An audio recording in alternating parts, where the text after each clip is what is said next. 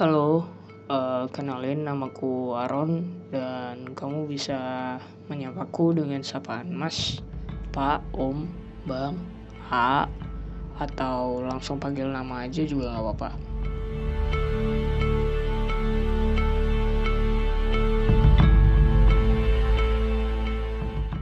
Seingatku, aku sadar pas pertama kali ngerasa suka sama orang. Aku ngerasa aku suka sama perempuan. Dan pas itu lebih seneng main sama kawan-kawan laki, melakukan banyak hal yang selama ini masyarakat asosiasikan dengan gender laki, seperti main bola, unggul dalam olahraga, pakai kaos, celana, dan sebagainya.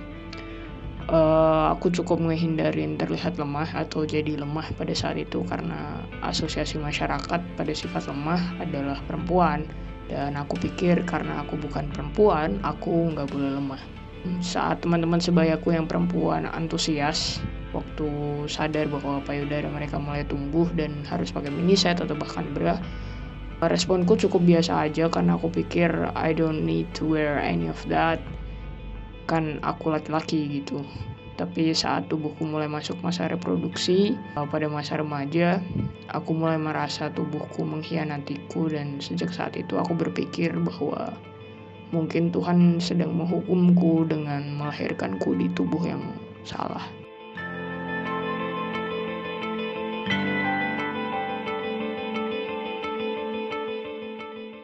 I found the label that defined my complicated feelings itu tahun 2015 berkat salah satu kawan yang kasih referensi ke salah satu website queer. Perasaan saat baca salah satu artikelnya cukup complicated ya. One side aku ngerasa sangat relieved, sangat ngerasa seneng karena everything that I feel since I was a kid itu bukan halu gitu. Yang aku rasain selama ini tuh punya nama ilmiah. Yang aku rasain selama ini juga dirasain sama banyak kawan-kawan lain, utamanya di Indonesia gitu. Tapi di sisi lain aku ngerasa masih cukup struggling dengan benturan-benturan perspektif dan norma yang masih terus perang di kepalaku bahkan sampai hari ini gitu. Tapi ya overall aku cukup senang ketika finally bisa nemu definisi atau terms yang berkaitan dengan identitas genderku. It really helps me to change my points of view or how I see the world.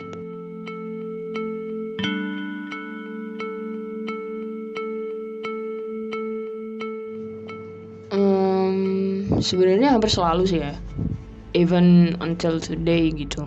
Ya beberapa hal masih kerasa ngeganggu, tapi kupikir itu wajar karena doktrin kehidupan sudah berlangsung berabad-abad dan cukup mustahil untuk ngilangin semuanya dalam beberapa tahun atau bahkan hari gitu.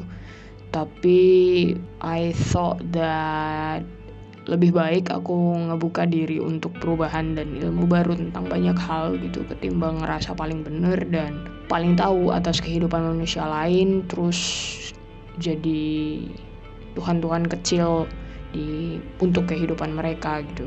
Toh aku tahu betul bahwa aku gak pernah sengaja minta ke Tuhan untuk dilahirkan di dunia dan menempuh hidup yang isinya diskriminasi, invalidasi, bully, dan terus-terusan punya perasaan pengen mati tiap hari.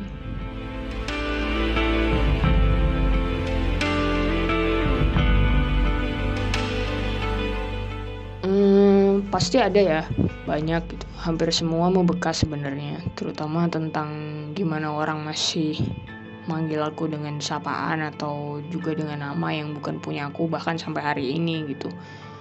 Mau dari keluarga atau perangkat negara, itu semuanya cukup membekas.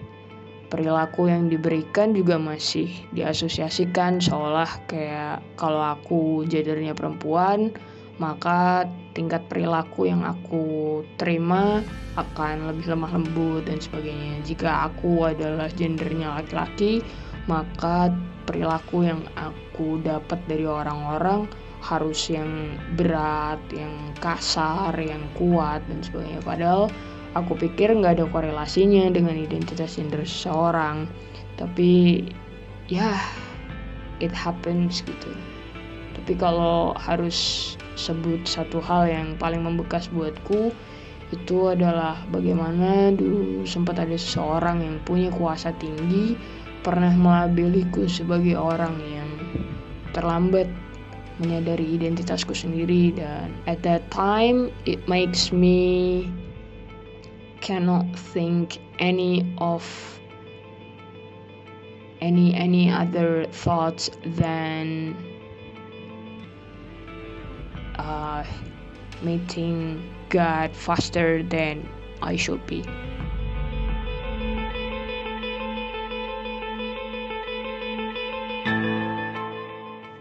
Hello, thank you for being born and growing up this way. Terima kasih karena telah memilih menjelma jadi manusia yang baik dan mau menerima pelajaran semesta tentang keberagaman manusia. Terima kasih juga karena gak milih buat jadi Tuhan-Tuhan kecil di kehidupan orang, dan sadar bahwa satu-satunya yang tahu atau berhak ngelabelin hidup seseorang itu cuman Tuhan dan orang itu sendiri. Terima kasih telah mau bertumbuh jadi manusia baik.